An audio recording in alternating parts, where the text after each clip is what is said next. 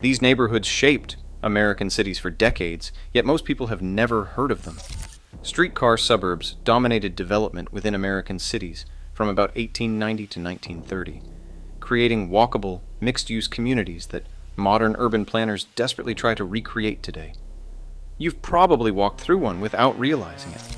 From Somerville outside Boston to Inman Park in Atlanta, from Shaker Heights in Cleveland to Del Rey in Alexandria, these distinctive neighborhoods share common characteristics that set them apart from both dense city centers and sprawling modern suburbs. They represent a brief but transformative period in American urban development when electric streetcars revolutionized how people lived, worked, and moved through their communities. The story begins with a technological breakthrough that seems almost quaint by today's standards, but in 1887 represented nothing short of a transportation revolution. Frank Julian Sprague, a former Edison employee who had struck out on his own, was about to change the face of American cities forever. Sprague had signed what he later called a rather foolish contract with the Richmond Union Passenger Railway in Virginia. The terms were audacious. He had to install a complete electric streetcar system covering 12 miles of track in just 90 days. This was not just ambitious, it was borderline impossible. At the time, the total amount of electric streetcar equipment Sprague had agreed to produce in 3 months equaled everything that existed in the entire world. Richmond was not chosen by accident. The city's notorious hills, with grades exceeding 10%, had long been a transportation nightmare. If electric streetcars could conquer Richmond's terrain, they could work anywhere. Despite Sprague coming down with typhoid fever during construction, the system opened with great fanfare on February 2, 1888. The success was immediate and overwhelming. The numbers tell the story of a revolution. Within 2 years, 110 electric railroads using Sprague's equipment were built or under contract, including systems in Italy and Germany. By 1889, Boston had witnessed Sprague's simultaneous startup of multiple streetcars on a single power source and signed up for conversion. The spread was exponential, from 5,783 miles of track in 1890 to 34,404 miles by 1907. By the peak year of 1923, American streetcars carried 15.7 billion passengers annually. But the real revolution wasn't just technological, it was spatial. The electric streetcar allowed people to travel in 10 minutes as far as they could walk in 30 minutes. This simple equation fundamentally changed the relationship between home and work.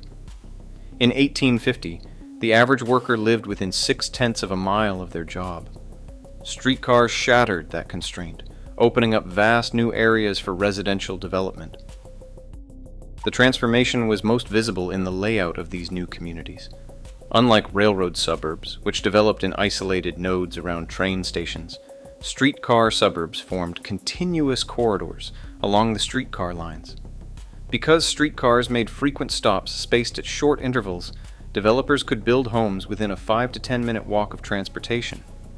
This created the defining characteristic of streetcar suburbs, their remarkable density combined with livability.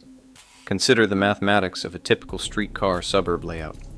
With roads having a 66-foot right-of-way, lots measuring 66 by 124 feet, and 16-foot alleys between blocks, developers achieved nearly 4 units per acre, while maintaining that 3/4 of the homes were single-family houses. The single-family areas reached 5 units per acre, while mixed-use corners hit 13 units per acre. This design could accommodate more than 7,000 people per square mile, a density that modern suburbs can only dream of achieving. The architectural character of these neighborhoods reflected their unique position between city and country. Most streetcar suburbs employed a modified grid pattern, with developers often introducing curving streets to suit local topography. The lots were small after World War II standards, but this compactness was intentional. It supported walkability and convenient access to public transportation. Perhaps most importantly, streetcar suburbs were not dominated by single-family homes like modern suburbs. Instead, they featured a carefully planned mix of residential and commercial properties. Developers strategically placed commercial buildings at streetcar intersections, creating neighborhood centers where residents could easily run errands at grocery stores, banks, cleaners, and drugstores on their way to or from the city. The housing stock itself reflected the era's architectural sensibilities. Inman Park in Atlanta showcased Grand Queen Anne, Dutch colonial, and Tudor residences with sweeping lake views. Philadelphia's Woodland Terrace, designed by architect Samuel Sloan in 1861, featured semi-detached Italianate row houses that gave residents the feeling of country homes with their front and rear lawns, porches, and ample tree cover. Boston's streetcar suburbs became famous for their distinctive triple-decker homes, which historian Sam Bass Warner Jr. documented extensively in his seminal 1962 study. Streetcar Suburbs, the process of growth in Boston. These clever designs looked like single-family houses from the street, but contained 3 separate family units within. This housing type maximized density while maintaining the visual character of a residential neighborhood. The visual appeal of these neighborhoods was not accidental. Because residents walked to streetcar stops regardless of weather, sidewalks were essential infrastructure, not afterthoughts. Trees lining the streets were considered critical to creating healthy and attractive neighborhoods. The evidence of this planning philosophy remains visible today in the large, overarching canopies that define many historic streetcar suburbs. The financing behind these developments reveals the deep connection between transportation and real estate speculation. As urban historian John Perry notes, real estate development has always been the driving force for most streetcar lines. The traction magnates who built streetcar systems were often more interested in land development than transportation revenue. Take Henry Huntington and Isaiah Hellman in Los Angeles, whose competing streetcar companies, Pacific Electric Railway and Los Angeles Railway, were primarily vehicles for real estate development. Pacific Electric became the world's largest electric railway system, serving communities like Highland Park that would become Los Angeles' first streetcar suburb.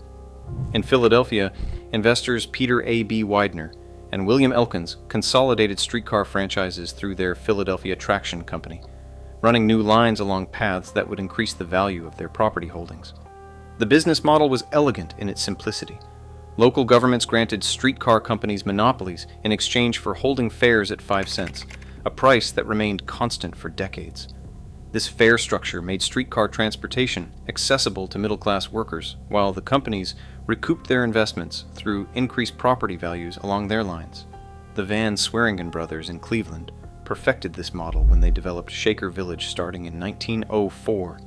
They created a residential community specifically for middle and upper income families, complete with its own streetcar connection to downtown Cleveland. By 1911, the community had incorporated as Shaker Heights, establishing local government structures designed to preserve its character as an upscale residential suburb. But the golden age of streetcar suburbs contained the seeds of its own demise, and those seeds were often explicitly racist. The Homeowners Loan Corporation created the first color-coded residential security maps in 1935, which the Federal Housing Administration established in 1934. Used to institutionalize redlining practices that systematically excluded Black Americans from homeownership opportunities. Between 1945 and 1959, African Americans received less than 2% of all federally insured home loans. The FHA's 1938 underwriting manual explicitly warned against the infiltration of inharmonious racial groups and their negative impact on property values. This was not just policy, it was built into the physical design of communities. In Philadelphia's Chestnut Hill, developers employed restrictive covenants that barred not only industrial or commercial uses, but also Black and Jewish residents. The FHA's standards actively discouraged features common in streetcar suburbs.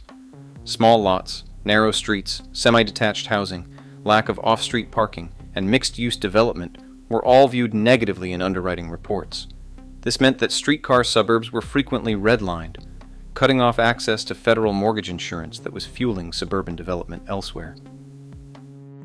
The automobile delivered the final blow to streetcar suburbs, but not in the way many people think. The popular narrative, immortalized in Who Framed Roger Rabbit, suggests a vast conspiracy by General Motors, Firestone Tire, and Standard Oil to destroy streetcar systems.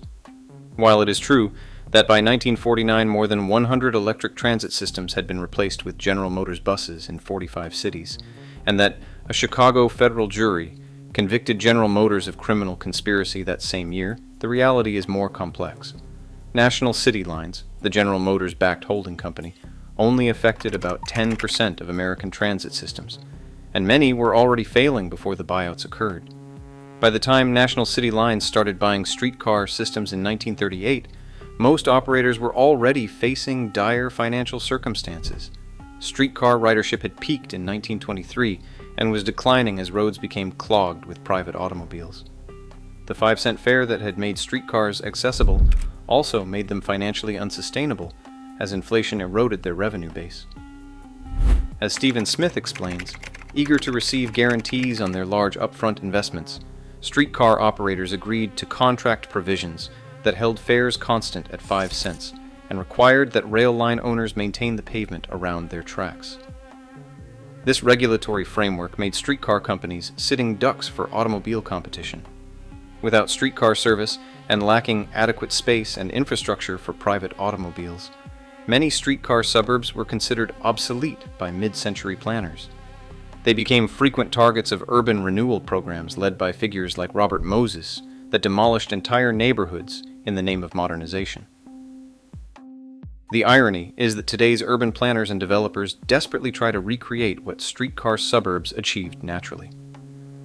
The New Urbanism movement, formalized through the Congress for the New Urbanism founded in 1993, champions walkability, mixed-use development, and what planner Peter Calthorpe termed transit-oriented development, all defining characteristics of streetcar suburbs built a century ago.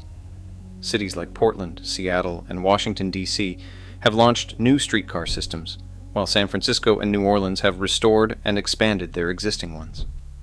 Toronto stands as perhaps the best example of a city where streetcar suburbs continue to thrive, still served by the streetcars that created them. But revival efforts face significant challenges.